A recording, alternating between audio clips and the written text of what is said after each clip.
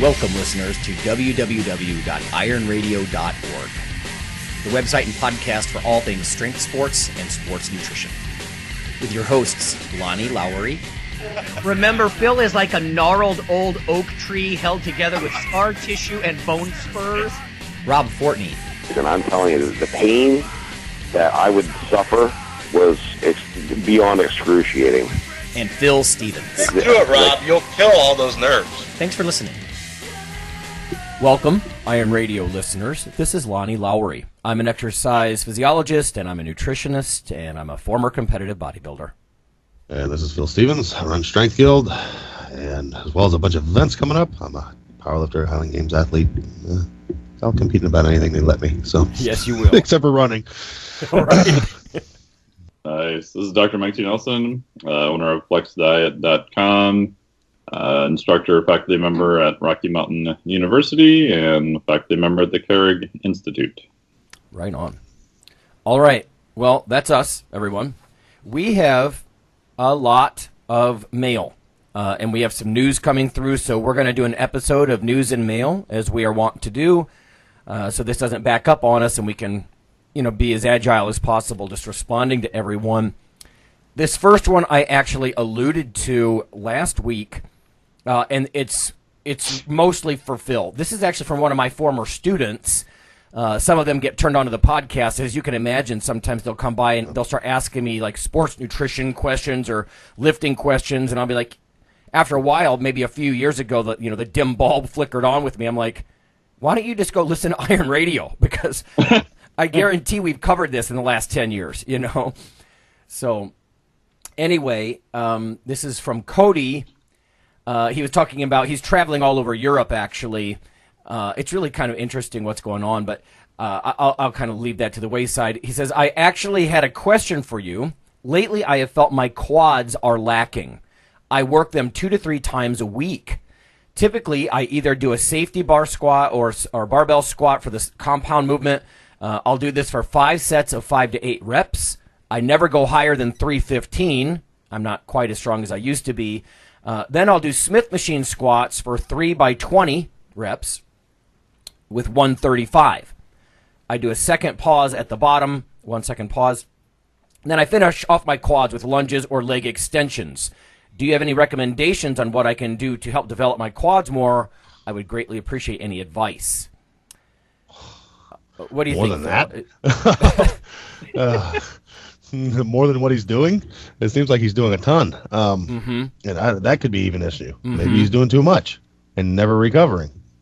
And he doesn't go over 315.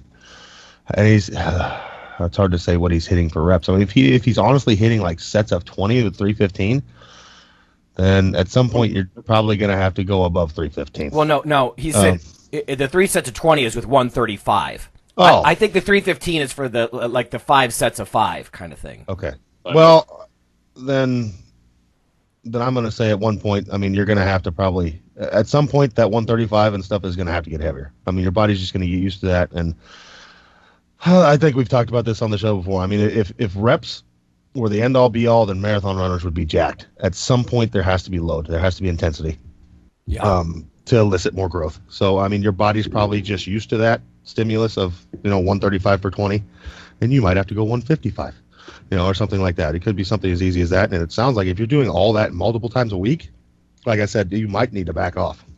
A good stint of like backing off and doing a little bit of legs once a week for a little while to purposely kind of decondition yourself and get your body not used to that may be the stimulus you need. I mean, take a month and don't do much and then come back and hit some high volume again. Do a month or two of a bit higher intensity, lower rep work, get unused to the reps, and then come back and hit some sets of 10 and 15 and 20 and things like that, because we'll do that. I mean, my lifters, when we get done with like a meet, you come back and hit sets of 8 or 10 and you'll be wrecked in soreness just because you're used to doing 1s and 3s.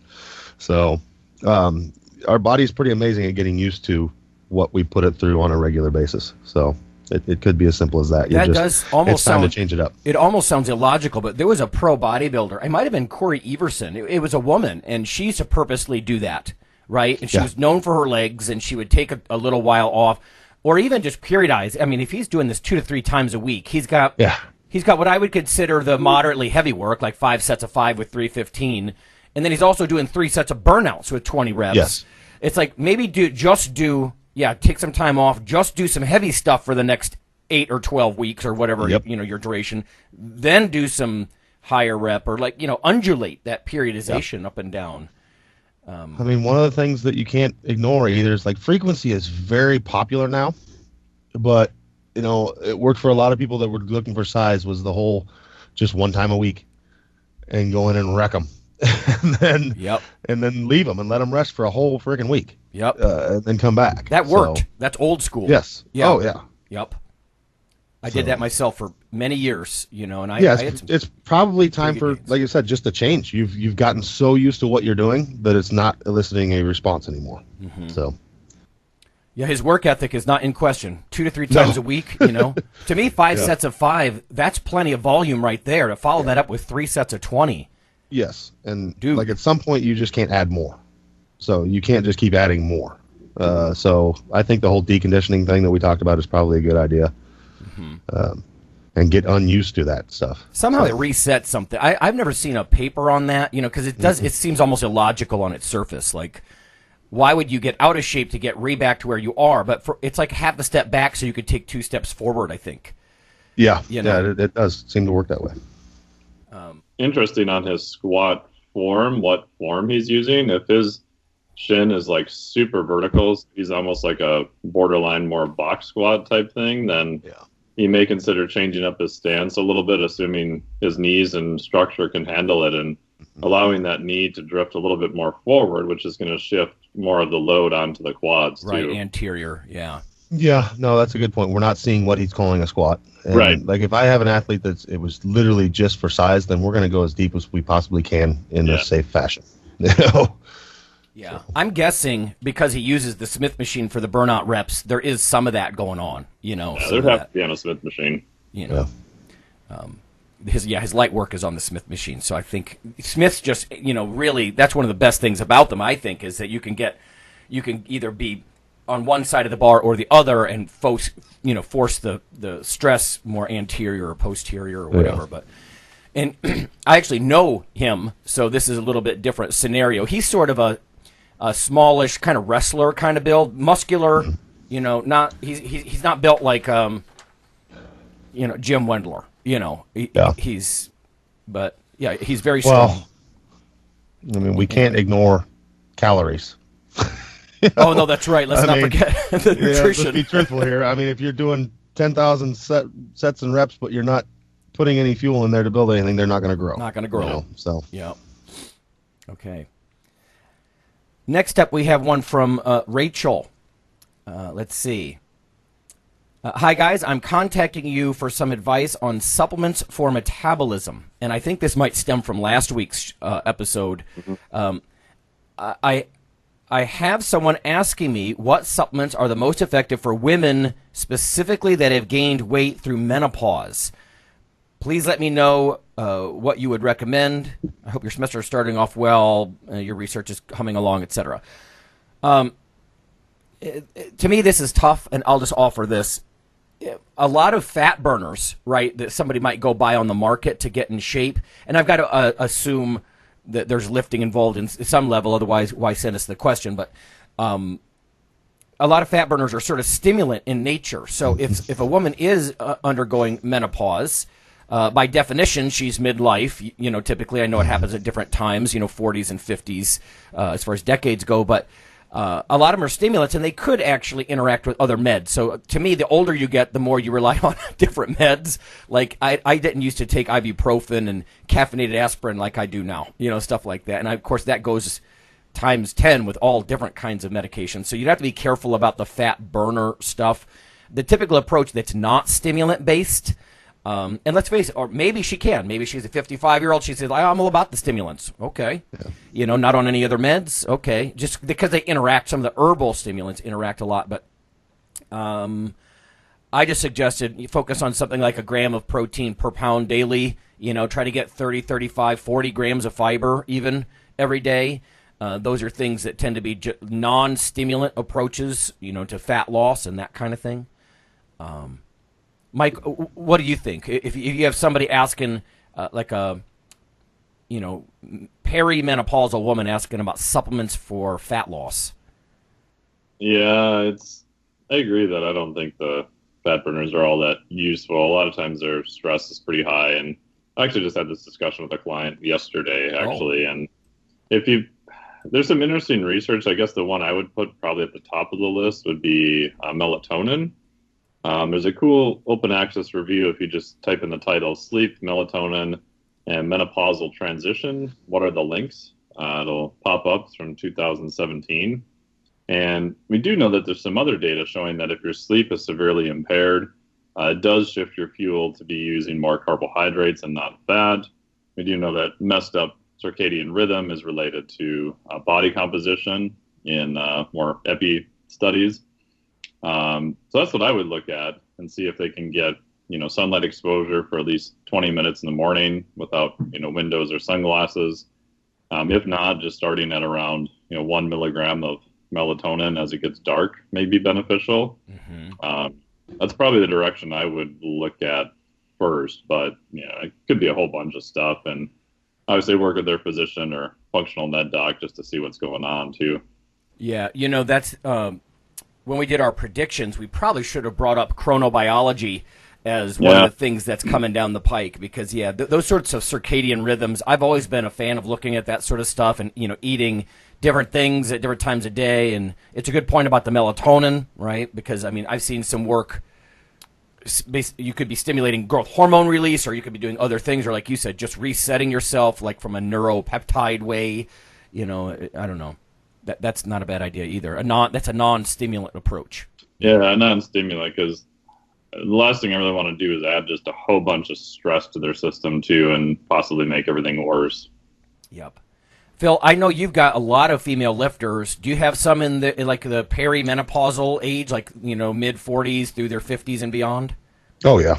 Okay. What do they do, or do they simply not care about body fat so much and they just focus on strength? No, they care, but I think we just mainly take care of it all through food and training. So okay, yeah. Not a lot of supplements going on at my place. Coffee. Yeah. We drink coffee. And other than that, they just seem to work a little different, and it depends on their goals. So I have some that are in their, 50s, 60s that are competing in powerlifting. Some that are literally there just to be in better shape. So it kind of depends. But I don't get a lot of the. We don't do a lot of the supplement stuff. I have some that go in for hormone replacement and things like that. But right. That's being a little more new. So. Well, yeah, and honestly, I think we all know that's going to have a bigger impact than a lot of different fat burner type supplements you'd be popping, pills you'd be popping. You get your hormones in order, and yep. I think for middle-aged people, I think it's amazing, right? Yes. What can happen? Yeah. Yep. Okay. Well, thank you, Rachel. It's a good question, and like I said, there's not a lot of discussion here about the specific lifting goals or anything like that. But yeah, like you said, Phil, sometimes you just have a 50-ish-year-old woman, and she just wants to get in shape, and it's not necessarily about being as strong as possible or something like that. So, okay. Moving on. We just have a lot of these. RJ says, thank you for the shout-out in this week's Iron Radio episode. This is from just a week or two ago. I just wanted to follow up and also chime in that I would love to hear an episode about mushrooms and myconutrients. I've also started researching more into the topic myself lately for health as well as for potential nootropic effects. It would be really great to hear more about the topic. Thanks, RJ. So that's going to prompt me to probably pester Dr. Cordero to come back on a little bit. And Mike, if you can actually reach out to the supplier guy that that it could be really informative. Why not explore it? If it's going to help your mental functioning as well as health. It's one of those just sort of corner cases that a lot of people don't give a lot of attention, I think. Yeah, and there's some for neuro effects on lion's mane. There's some pretty interesting effects. I think some of them have been a little bit kind of overblown because it's becoming more sexy now, but there's some pretty good data on that, and tons of really good data on reishi and some of the other ones. Sounds good. When we were just discussing fat control in middle-aged people, and Phil, you mentioned coffee and things like that, both for antioxidant effects and, just some of the boost, mental and performance, like motivational boost that you get before you work out. These next two, there's a question here, and then there's a news bit, and they're actually about coffee. And I like coffee, by the way. When Mike, you were talking about stress and not adding additional stress, acutely, yes. I mean, coffee is going to raise your epinephrine levels. I mean, I've measured that myself. Habituated or not, male or female, you're going to probably get a rise in epinephrine. And the coffee itself has pharmacologic effects, obviously. But what's neat about coffee is it doesn't really screw with your carbohydrate metabolism week to week to week in a chronic way like a lot of those harsh stimulants would. And Mike and I, we've seen some of that, the original researchers, like the guy in Japan, I can't remember his name now, but who was really doing a lot of that coffee and diabetes prevention, diabetes treatment kind of thing. But Eli sent us an email, and I forwarded it to Phil. He just says, I hope this finds you in good health.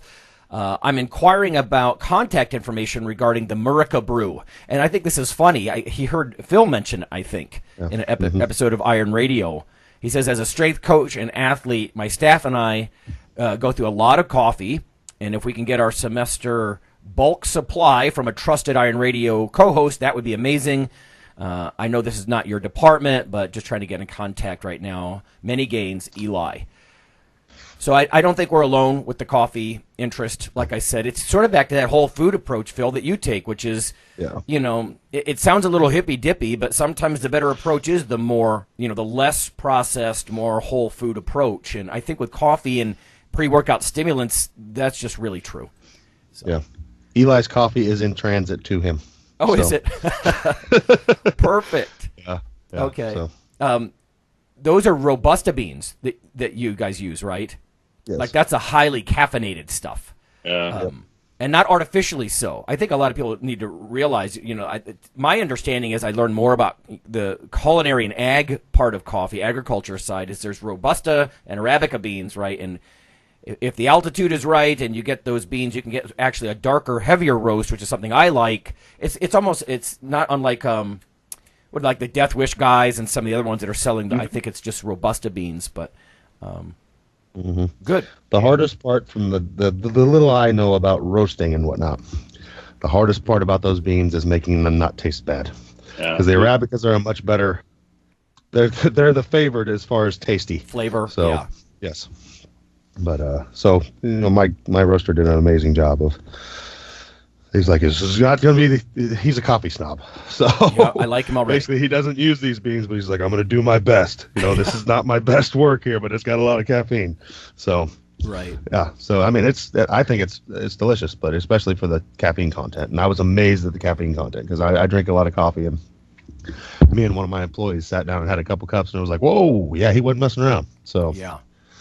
Not like the best I've ever had, but for Robusta beans, it's really good. Yeah, exactly. And that's kind of where we're at. I mean, yeah. Because when people go in for a cup of coffee, like I like something, if I say a strong cup of coffee, it immediately begs a question. Do you mean strong tasting and darker and heavier, or do you mean lots of caffeine? And if you can get both of those things, I'm on board. That kind of stuff. In fact, on Instagram, I posted, it's from the Specialty Coffee Association, the tasting wheel. Like if you want to get into coffee and be a little bit more, not just use it like the very blue collar utility kind of way to get jacked before you go in the gym. If you want to enjoy it as well, the coffee taster's wheel that they use it's way more complex than you might think. It's a very pretty, colorful kind of graphic, and you can kind of follow it. Whether it's heavy or fruity, or if it's fruity, is it like dried fruits or is it brighter? There's all this different like nuance. I mean, these guys really get into this whole sensory thing. So, okay, I have two bits of science here, science articles. One is about coffee, and the other is called "The Case Against Juice is Stronger Than Ever," and that caught my eye. I'm like, what's this all about? So let's go to early break. When we come back, we'll do some more questions if we can find them online, and then maybe some studies.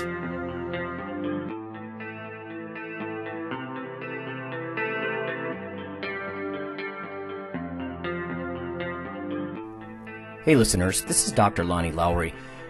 If you've ever had anyone critique you on your protein intake as part of your weightlifting lifestyle, oh, you poor meathead, all that extra protein is going to rot your kidneys or weaken your bones or dehydrate you or give you gout or who knows what. There is a book available. You can simply Google CRC Press and Lowry.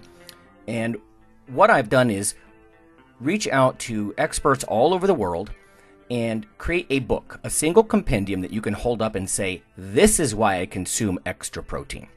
This can be very valuable when you're being quote-unquote educated by various professionals on the topic. There's an enormous amount of literature in this book on the safety, the effectiveness, how protein works in cells, the history of protein and weight trainers, much more. So again, please check out CRC Press and Protein and Lowry. You can just Google that. And I do, full disclosure, I do make a small single-digit royalty on the book. But that's not why I did it. I did it so we can all have something, our particular population, to both defend what we do and to inform our nutrition and our eating. Thanks.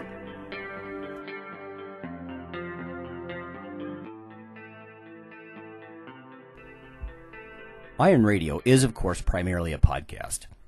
But over the years, there have been technical glitches calling for backup streaming and listeners who wanted the convenience of other sources of audio content. Toward this end, Iron Radio is now simulcast and backed up on YouTube. If needed, please search Lawnman07 or Iron Radio from within YouTube. There's not much video, but if you like to listen through YouTube on a Roku or other living room device, there you go.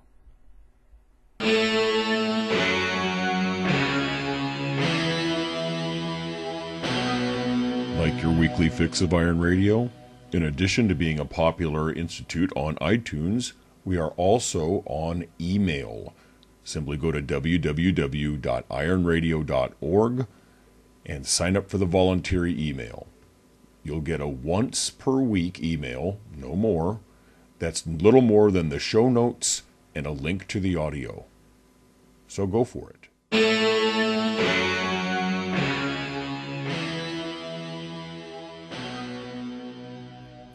All right, folks, we're back, and we've got some articles of different kinds, peer-reviewed and otherwise, to discuss, some questions, studies from around the web.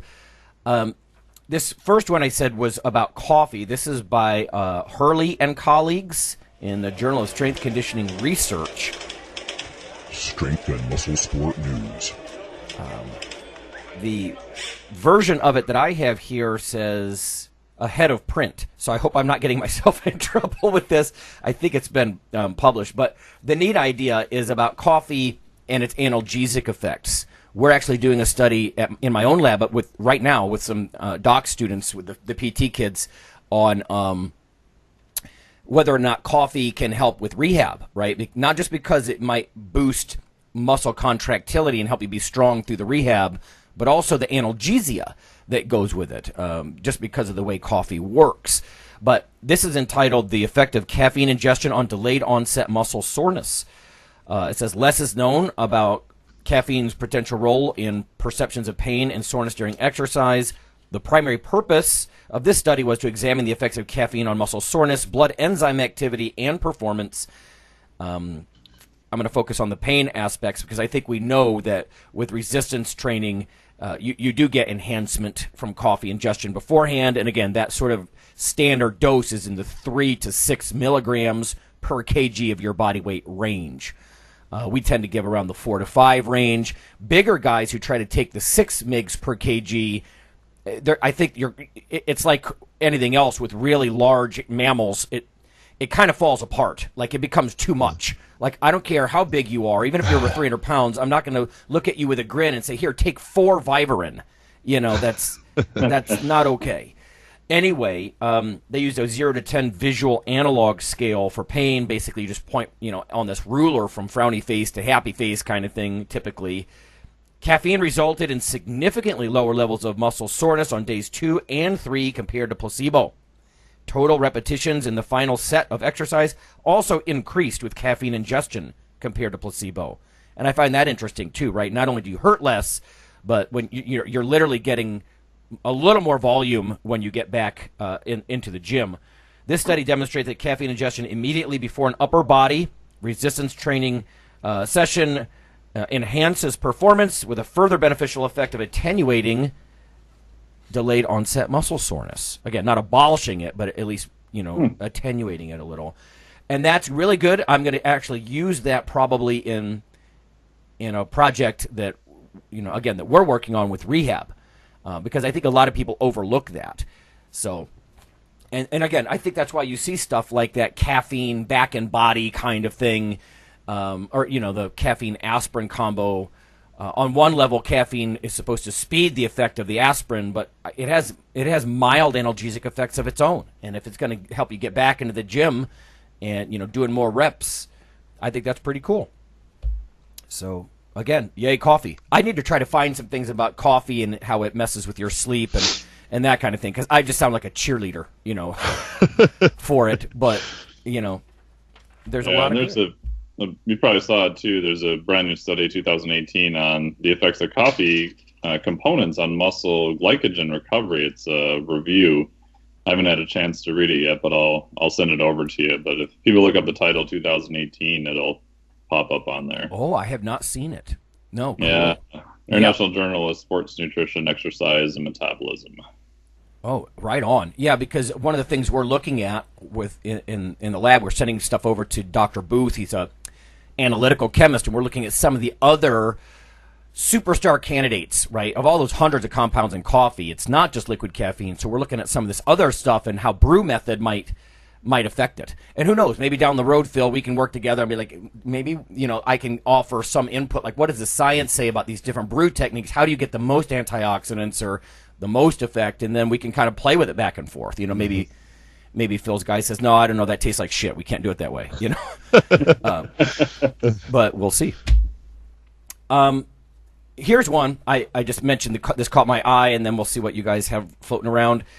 The case against juice is stronger than ever. This is by Jamie Ducharme from Time magazine.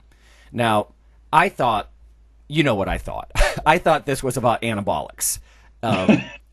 It's not. It's about actual juice. And as a nutritionist, I should have thought about that. But it says there's a juice shop on practically every city block. In a paper published in the Journal of the American College of Cardiology, experts are starting to scrutinize several nutrition-hyped foods, including juice. And, of course, they're pushing that whole foods are superior to juices for a couple of reasons. And I think we know these things. But one of them, of course, is that juice doesn't have fiber like when you eat a piece of whole fruit, right? If you eat a banana, if you eat an apple, the fiber slows down some of the sugars.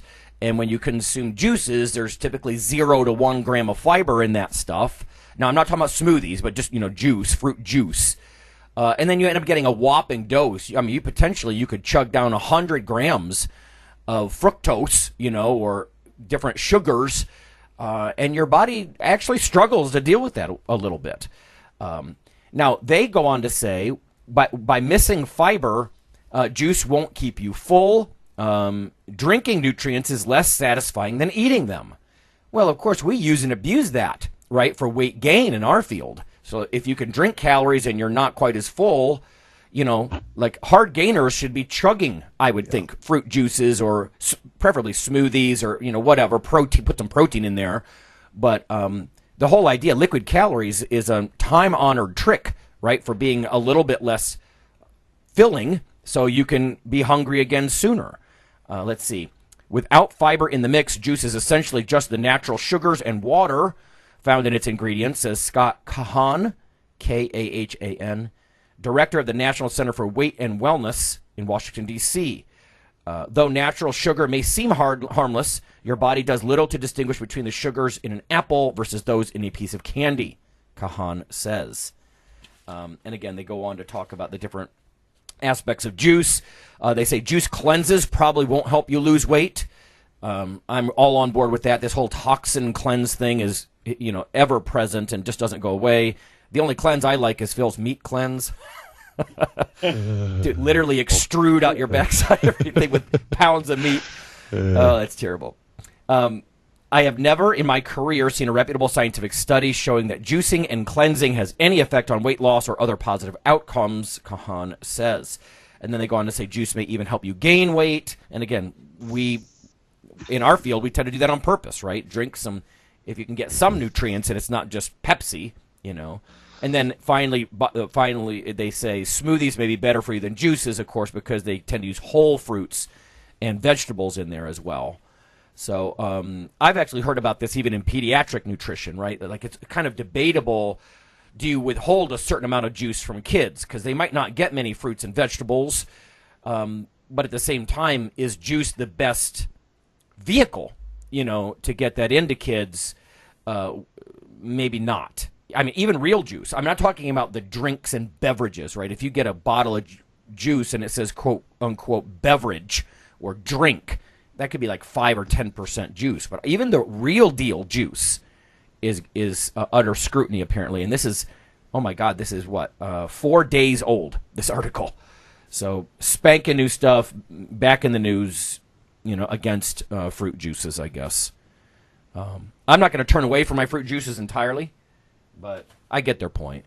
Mike, what do you do with clients, like in weight management and whatnot? Do you tell them to be careful drinking calories and even whole fruit juices?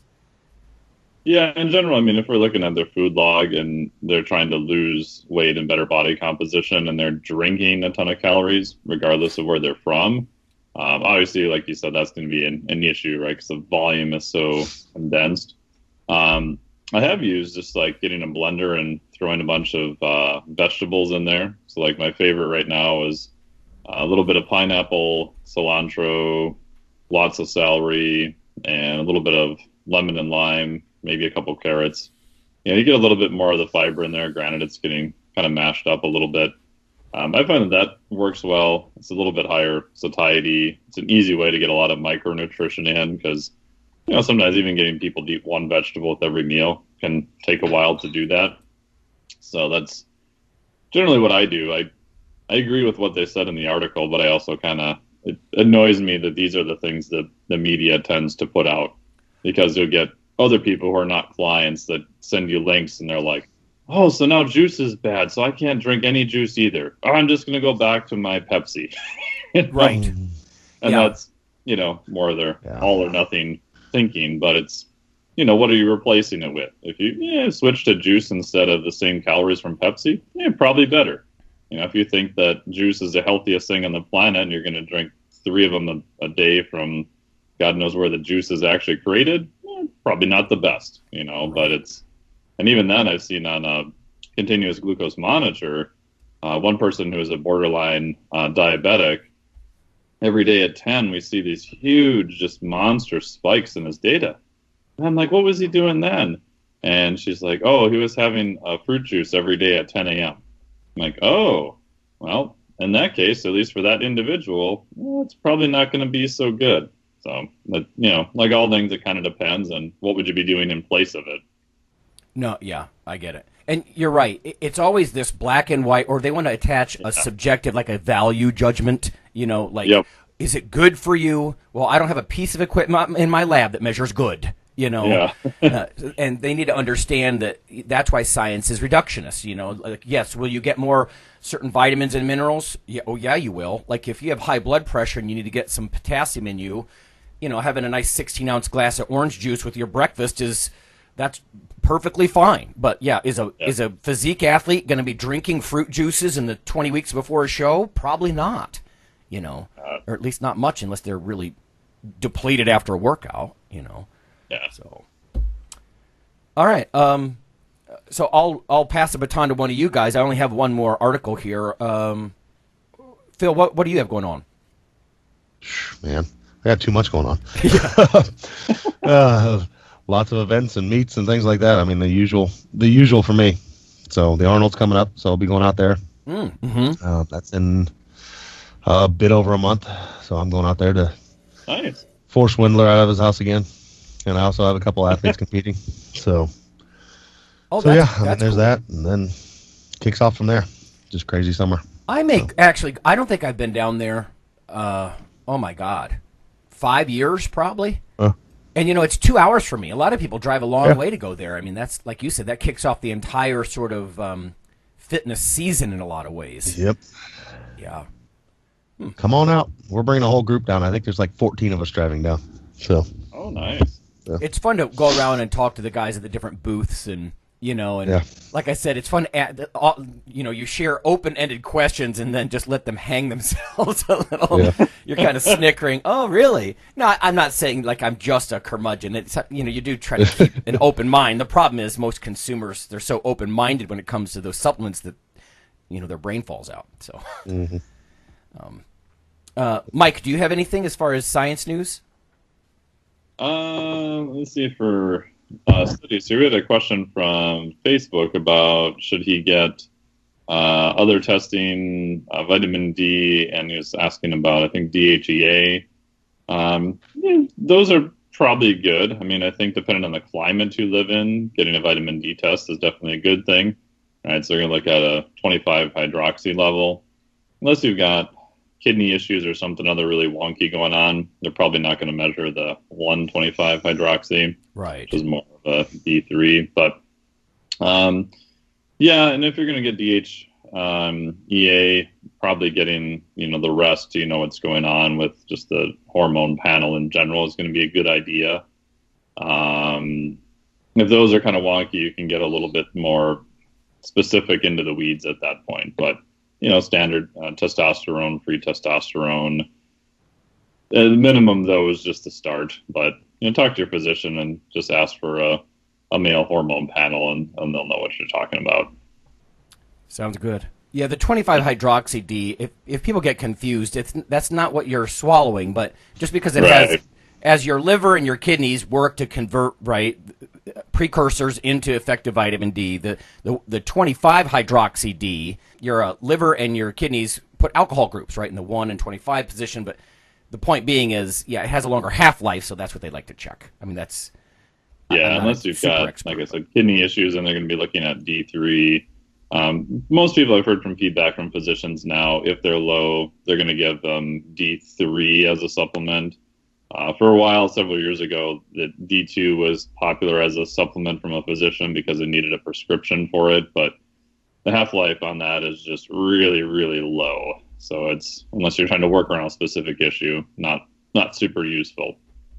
And there's just one other one here. You had a question about, looks like recovery using steam rooms post-lifting. Can't seem to find it right now, but I haven't looked at it too much. There's some really interesting stuff on sauna. Most of the information on saunas is Finnish saunas, which tend to be dry, not very humid, but very hot. There's some interesting data now on FIR, so far infrared saunas, which I did one of those a couple of weeks ago, and it's weird because it's basically it's more penetrating, so you kind of bypass a little bit of the sensors on the skin. So if you go up high in frequency, so my master's was in millimeter wave exposure in a primate head, which basically means that super high microwave transmissions, you get just the outside of the skin. As you change the spectrum and change the source, you can get deeper heating, which is why your microwave heats food. So using the far infrared spectrum, they can target a little bit deeper tissues with heat. And you sit in there and it feels weird because you're not sweating that much. You don't feel that hot. And then you start sweating more and more. And I felt like I was getting baked on the inside like a turkey. Is that dangerous, Mike? That sounds sketchy. It was it was weird. So, that made me kind of question it a little bit. But there's some data that because you can get more muscle heating, that may be beneficial. I don't know. I've played around with right now. I just go if I'm at the gym, which isn't all the time, usually in my garage, but if I'm at the gym, I'll go in the steam room for about 7 minutes and just work on some breathing stuff. Seems to be okay. Mm-hmm. So I have to check a little bit more into it, but I think just getting your breathing back down, I know you've talked about, Lonnie, just writing stuff in your notebook, taking a few minutes to cool your jets, just kind of relax, kind of get back to normal. I think that's probably going to be a benefit. Yeah, change the music. I sit in my car, I change the music from metal to, something relaxing, and stuff like that.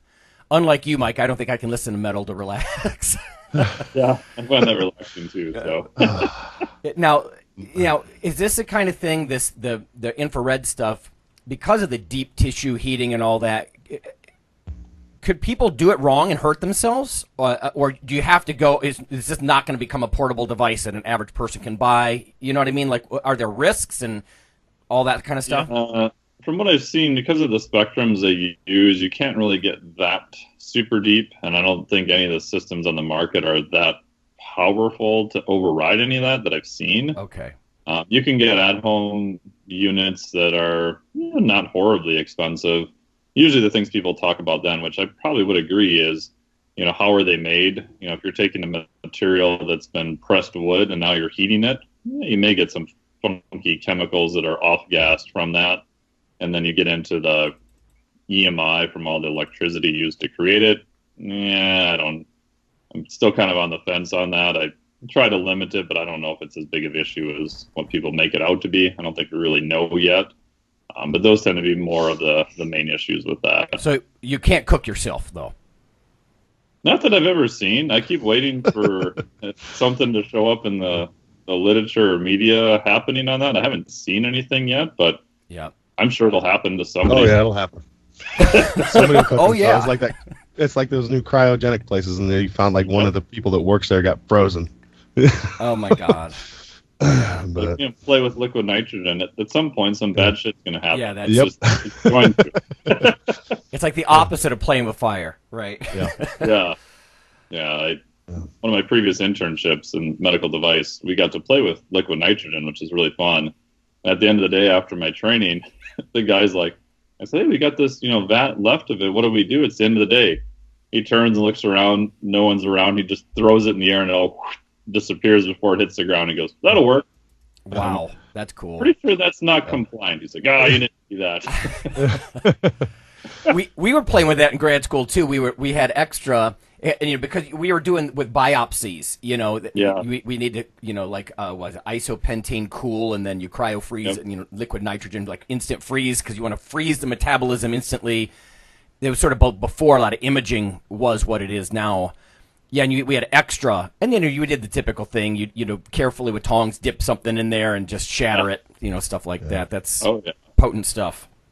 Yeah, it's fun to play with. It's just so weird to see a gas that's cooled like that. It's just But if you do it wrong, you can freeze appendages and all sorts of stuff.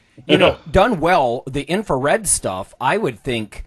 With all the people popping different like NO products and trying to get vasodilation and stuff, I mean, I would think the heat, if you can get deep heat, without cooking yourself kind of thing, that would be more effective, frankly. It'd be localized. You'd open up a lot of capillary beds, and, you would think that would be helpful along those lines. But yeah, you would think so. And that's, the more I read about just recovery in terms of like physiology and nutrition's going to matter. But outside of that, I'm just more and more convinced just getting blood flow to stuff, and I've done this with myself and clients that if you take a day off and just become one with your couch cushion, man, you feel wrecked and pretty sore the next day. You just get up and do some light movement, some walking, nothing super intense. You just generally don't feel as sore the next day. And I think that's just getting more blood moving around, and I don't know if it's just helping with the soft tissue stuff since they're so avascular. I think a lot of modalities with, heat and maybe far infrared and other things are just at a base level increasing blood flow, which I think is good. Even looking at like the Normatec devices and things of that nature, compacts. But I always want to see it. Okay, just compare that to just going for a walk. Is it better than that? And if you're at a point where you're a team and you're traveling, you have to get on a flight for 8 hours and you can't do much, then I think some of the fancier recovery modalities can be useful there because you're limited. But start with movement first and see how far that gets you. Yeah, that's reminiscent. I remember Priscilla Clarkson, I think back in the 80s, right? They were look at enzyme activity like they did in the coffee study I was just mentioning, basically damage markers, and how if you just lay there on the couch, like you said, become one with the cushion, a lot of these damage markers don't really go up, and you might think that's good, but then they're not getting that out with the old, in with the new. The whole recovery process is actually hastened if you move around, because she was immobilizing. She'd work out muscles till they were very sore and then immobilize them, and they were looking at the enzyme release. Like the time course was very different versus people who were just more mobile. And again, I've always taken that as it's not like there's less damage when you're very sedentary and not moving. It's that you're not flushing out those tissues, because there's no flow. And on top of that, NASA's been looking at a lot of stuff about bone density. Astronauts, Mike, you probably know more about this than I do, but because of microgravity, the blood flow really kind of leaves the hips. You don't have gravity going on to kind of tug everything down, so their hips and their femurs and stuff start to lose bone density. Their skulls actually get slightly more dense, and they're really kind of linking that to, that's a blood flow thing. So I agree with that. A lot of stuff I'm seeing suggests a blood flow, and just some of the even wimpier daily movements to help encourage, like you said, some of the sloshing of fluids in the body. It's maybe a bigger deal than we think. So. Yeah, and then lately what I've been trying to look into more, especially after doing the 5-day dissection work again, is how everything is under fluid pressure all the time, right? Especially when you're standing. So you've got fascia, connective tissue that's surrounding each individual muscle, surrounding muscle groups. You got venous return with muscle action. And how much of that, I wonder, is just hydrostatic, maybe even pressure on the bones. Obviously, we've got axial loading. Yeah. But when you look at the fascia, you'll see all these cross striations, right? Which is tissue that's forming to restrict and to make sure that the pressure that's radially exerted from it is able to be handled, which I don't think is something we tend to think about a lot of times. Yeah, it's an interesting point. And I know you do a lot of soft tissue work. You look at fresh tissue and cadaver work and stuff. So, yeah. Yeah. So, cool. Yeah, interesting. The more you learn, the more you're like, I don't know if I know anything. I know, right? Definitely. I have one more before we wind down. This is from Mercola.com. Do redheads need less vitamin D? So there's a couple of interesting facts in here. If we have any redhead, the ginger lifters, if you will, only 1% to 2% of the global population has red hair. It's caused by a mutation of the melanocortin-1 receptor. If you're interested, a gene located on chromosome 16. Anyway, because of their naturally fair skin, right, lighter complexion, redheads are able to produce more vitamin D, according to this article, than most people. And oftentimes you hear about the limitations of being very fair-skinned, right, particularly redheaded. When I teach pathophys to the PT students, right, we're talking about, genetic tendency toward melanoma, right? That's the downside. And my family has this, right? My sister's got bright red hair. My other one's has strawberry blonde.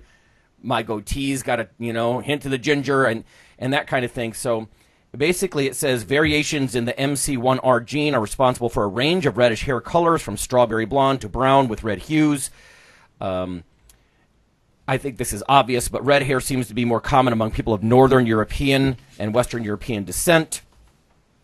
Due to their naturally fair skin, redheads are able to produce vitamin D more effectively than most people, again, according to the article. Even though vitamin D can be obtained, through sensible exposure to the sun from anybody, they're just suggesting that if you're very fair, because, the very vulnerability that you have to sunlight makes you better at converting vitamin D, according to this. It says, quote, as our distant ancestors migrated to settle the cool gray climes of Northern Europe, redheads had a signal advantage over their darker peers.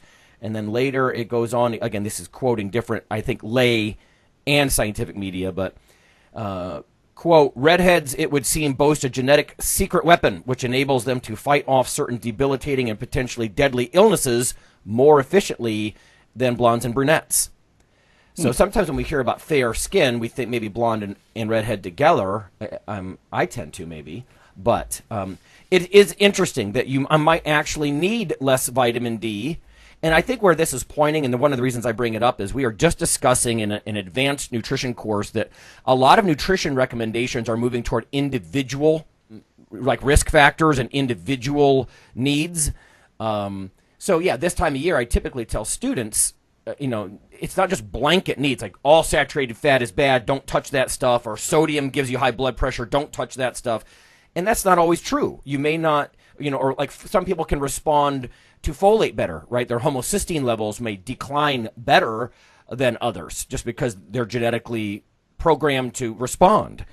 So individual risk factors is very neat, and I would love to see future research that literally, if you're redhead this time of year, I'm always saying if you're not supplementing this time of year, you're probably low D. But if you're a redheaded person and you're out getting even a few minutes, several minutes of exposure, your face and arms, I may be wrong. Maybe you're not as low as everybody else. So it's just an interesting advantage, I think we need to be comfortable enough to talk about some of this nutrigenetics and epigenetic kind of things, and not always make it some kind of discrimination or bias kind of thing. It's interesting to look at pros and cons. I mean, I was at a conference years ago in Thailand, and they were talking about people of Asian descent up to 90% lactose intolerant, right? So a lot of concern about, how do we get them calcium? But the presentation I saw was that people of Asian lineage may need less calcium. So maybe we shouldn't just assume that we need to force the same amount of calcium on them as everybody else. So again, individual risk factors and nutrient recommendations, I think we're going to see that in coming years. I don't know, Mike, do you have thoughts on that? Yeah, my wife is a redhead, so I've often wondered if you look at like a evolutionary or ancestral viewpoint, how would you survive if you were not getting that much vitamin D before there were supplements? Obviously, they did fine, Yeah. Makes you wonder, like you were talking about in the article, is it faster conversions? They need less sun exposure. Maybe for whatever reason, they just need less vitamin D. So maybe in the future, we'll have a little excerpt on your vitamin D that says, well, if you're redhead, you only need XYZ amount. Right. Who knows? But I think as we learn more and more, there's more. It's amazing to me how similar people are, but yet we're learning what areas they are very different in too. Right. I once did a review. This was, half a dozen years ago, but I had some students asking me about tanning beds, and vitamin D this time of year. And I'm like, yeah, your body will make thousands of units. And then there's at least some indication, right, in the literature that if you're very dark-skinned, though, right, like you said, the conversion rate's not going to be as good. The advantage to that would be you're going to get burned less. You're going to tan well. That's okay, cool. But on the downside, maybe your vitamin D levels are even lower, right? And then I've even seen some discussion about, because it becomes this like biopsychosocial argument, right? Like, for example, people of African American lineage, if they're lower vitamin D, do they have poorer cancer outcomes because of some social, like psychosocial, socioeconomic issue? They're not being given the best treatment, that somebody else, or is there a physiological side to that to consider as well, right? So it just becomes this sort of multifactorial thing about, maybe people are a little bit different in different ways, and it's pros and cons, and and I just thought this was interesting because so often I've heard, family history of melanoma, Lonnie, so I go get nipped every 6 months, like that freckle looks weird or whatever, and maybe there's an upside to some of this, and like I said, I'm not nearly as redheaded as my sisters, but yeah. Yeah, Dr. John Cannell has some interesting stuff too on vitamin D. He's definitely very pro vitamin D on that side. But he was looking at sun worshipers and people who get skin cancer and vitamin D levels. And his analysis was that the rate of cancer, does kind of go up a little bit, but the cancers they get are very slow moving and not the ones that typically are more malignant and fast moving and more deadly. So if you were only looking at the rate of cancer, the amount, you'd be like, holy crap, that looks horrible. But then you look into, the type and you're like, well, some of them may be fine for years on end, so they're not, as deadly as other forms. Yeah, right. I'm talking specifically about malignant melanoma, right? That's very aggressive, very scary. But you're right. Most skin cancers are that basal cell carcinoma, and, no cancer is good, but that's the kind of stuff you can just get removed and move on kind of thing. Yeah. All right, I'm going to wrap up with some thank yous today. We're just about out of time. The following people help support the show, and thank you. Honey Fund, Thomas, Vicky, Colin, and Alan. thank you for supporting Iron Radio. You help us keep the lights on. And again, that was sort of something I started doing about mid last year is, being very progressive and saying, hey, thanks, right? Because you are the people who keep this going week after week for all this time. And it's after almost 10 years, it's not to toot our own horn, but it's sort of a resource. I can point different people to the podcast. We've covered a lot of things related to health and lifting. So, okay, I guess that'll be it until next week. Thanks a lot, guys. Yeah.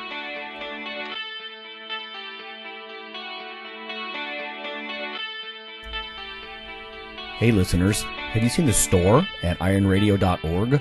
There are 3 halls in the store. One for Phil, one for Fortress, and one for myself, Dr. Lowry, and they're thematic. So you can go into our Halls of Iron store and choose based on your goal. If you need something to learn or read or something nutritional, you can look in my store, Lonnie's store. If you want something about injury prevention or competition, then take a look at Phil's Hall of Iron. And if you want something about motivation or daily training, Fortress's Hall has what you're looking for.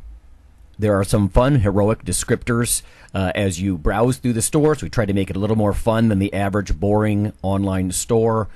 And whether you're a novice lifter or someone more experienced, you can take heart that you're not wasting your time. The things that we put in each Hall of Iron are actually based on our own recommendations. Protein powders that we know to be good, knee sleeves, wraps of some kind, things that Fortress uses in his own training. The stuff you see, is good. This way you don't waste time. So check out the Iron Radio store at ironradio.org and let us know what you think on the forums, and certainly you can request products and we will screen them before they go in. So thanks for listening.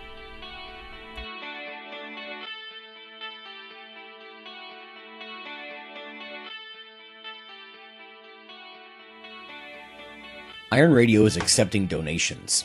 If you like what we do, the professors, the scientists, the bodybuilding show promoters, the athletes themselves in powerlifting and bodybuilding, please consider making a donation or maybe buying something from the ironradio.org store. We also are accepting supporting members. So for $4 a month, which is frankly less than the bank sneaks out of your account in fees, you can step up and support a form of sort of public radio for the bodybuilding and powerlifting and strength community. The Iron Radio podcast and all of the audio on ironradio.org is for informational purposes only. If you're interested in starting a diet or exercise program, it's important to check with your physician. Also seek the help of registered dietitians, athletic trainers, and qualified exercise physiologists in order to make the progress that you need.